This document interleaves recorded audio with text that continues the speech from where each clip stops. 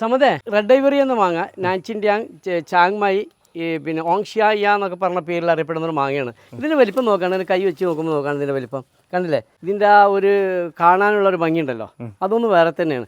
കാഴ്ച നിൽക്കുന്നത് കാണുമ്പോൾ കണ്ടാ അത്യാവശ്യം നല്ല സൈസ് ഉണ്ട്. അത്യാവശ്യം നല്ല സൈസ് ഉണ്ട്. മാത്രമല്ല ഇതൊക്കെ നമുക്ക് വീട്ടുമുറ്റത്ത് വെച്ചാൽ കാണാനുള്ള ഭംഗി, തിന്നാനുള്ള ഒരു രുചി, ടേസ്റ്റ്, ഫ്ലേവറൊക്കെ ഉണ്ടല്ലോ, അതൊക്കെ അടങ്ങിയൊരു മാങ്ങയാണ്.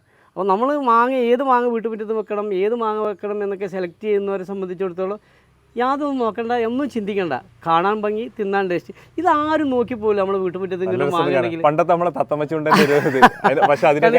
നല്ല ഭംഗിയില്ല. ഇതിനൊക്കെ വലിപ്പം നോക്ക്. ഇതിന്റെ വലിപ്പം ഞാൻ ഇതിന്റെ കൈ വെക്കുമ്പോൾ നിങ്ങൾക്ക് ഇതിന്റെ വലിപ്പം മനസ്സിലാവും. 1 കിലോയുടെ അടുത്തൊക്കെ ഉണ്ടാവോ? ഇത് 1 കിലോന്റെ മുകളിലുണ്ട്. ഇത് നമ്മുടെ എയർപോർട്ട് കാർഡിലൊന്ന് മുറിച്ചപ്പോൾ നമുക്ക് 1 കിലോക്ക് മുകളിൽ വന്നിട്ടുണ്ട്.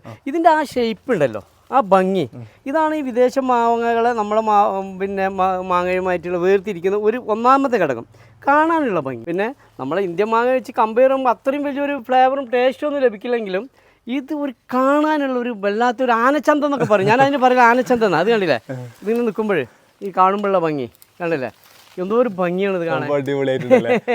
കളർ ഷെയ്ഡ് വന്നിട്ടുണ്ടല്ലോ.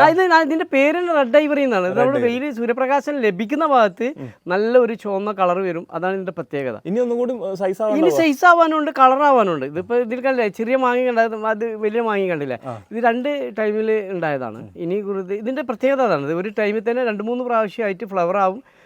മാങ്ങ കുറച്ച് മീഡിയം സൈസ് ആവും, അപ്പോൾ അതേസമയം കുറച്ച് മാങ്ങ വിളഞ്ഞിട്ടുണ്ടായിരിക്കും. അങ്ങനെ ഒരു 3 സ്റ്റെപ്പായിട്ടാണ് നമുക്കിത് കാണുന്നത്. ഇതിലേക്ക് ചെറിയ മാങ്ങകൾ കണ്ടില്ലേ. ഇതിൻ്റെ എടുത്ത് പറയേണ്ടത് സമതേ ഇതിൻ്റെ ഇതാണ്.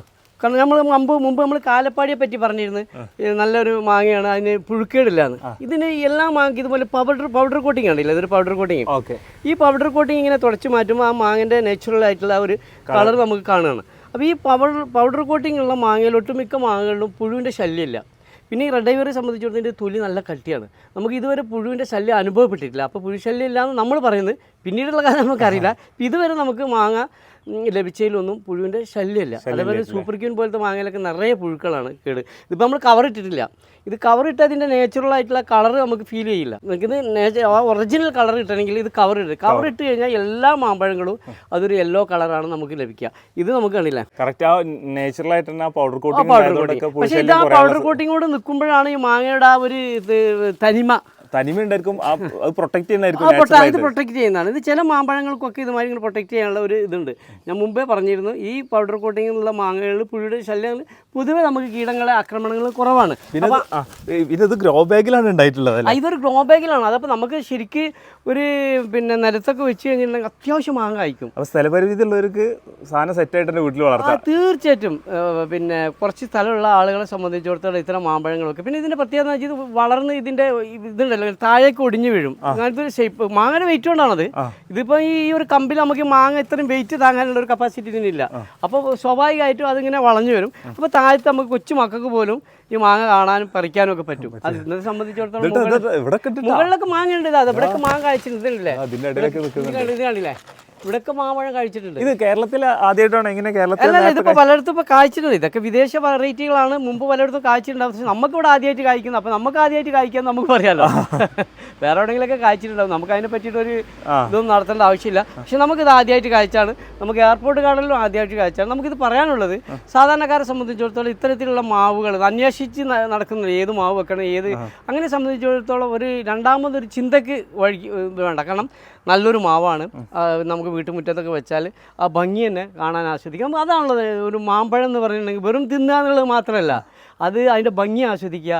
അത് പിന്നെ നമ്മൾ ഒരു ടേബിൾ ഫ്രൂട്ടായിട്ട് നമുക്ക് വെച്ച് കഴിഞ്ഞാൽ അത് അളിഞ്ഞു പോകാതിരിക്കുക. മുറിച്ച് കഴിഞ്ഞാൽ പീസ് ഇങ്ങനെ നല്ലൊരു സ്ക്യൂബായിട്ട് നമുക്ക് ഇങ്ങനെ എടുത്ത് കഴിക്കാനൊക്കെ പറ്റുന്ന രീതിയിലുള്ള നല്ലതാണ്. നമ്മളതിൻ്റെ ഒരു വീഡിയോ ചെയ്തിരുന്നു. ഇന്നിപ്പോൾ നമുക്ക് പഴുത്ത് കഴിഞ്ഞാൽ നമുക്ക് ഇതിൻ്റെ മറ്റൊരു വീഡിയോ ചെയ്യാം.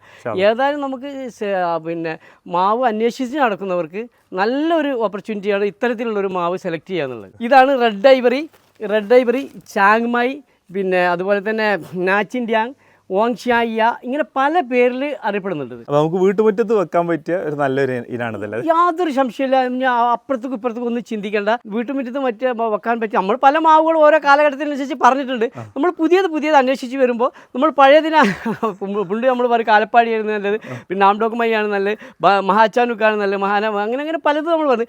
ഇപ്പം നമ്മളെ സംബന്ധിച്ചിടത്തോളം നമ്മളിത് കണ്ടെത്തുകയാണ്. അപ്പോൾ അന്ന് വെച്ചവർക്ക് അത് ശരിയായിരിക്കാം. ഇന്ന് എത്തുന്നവർ ഇതാണ് നമ്മൾ പുതിയത് എത്തിക്കഴിഞ്ഞാൽ അത് പറയാതിരിക്കാൻ പറ്റില്ല. മുമ്പ് ഞാൻ ഒരു നല്ല മാമ്പഴത്തെ പറ്റി പറഞ്ഞു, ഇതാണ് ഏറ്റവും നല്ലതെന്ന് പറഞ്ഞിരുന്നു, പിന്നെ ഇതാണ് നല്ലതെന്ന് പറഞ്ഞാൽ അതല്ല. നമ്മൾ അന്വേഷണങ്ങളാണ്. നമുക്ക് പഠിച്ച് നല്ലത് കിട്ടുമ്പോൾ ഇതാണ് നല്ലതെന്ന് പറയാ, ജനങ്ങൾക്ക് എത്തിക്കുക. ഏത് വെക്കണം ഏത് വെക്കണ്ട എന്നുള്ളത് അവരെ ഒരു തീരുമാനമാണ്. അപ്പോൾ നമ്മളെ സംബന്ധിച്ചിടത്തോളം ഇനി വെക്കാൻ ആഗ്രഹിക്കുന്നവർക്ക് ഏറ്റവും നല്ലൊരു മാമ്പഴമാണ് റെഡ് ഐവറി മാംഗോ.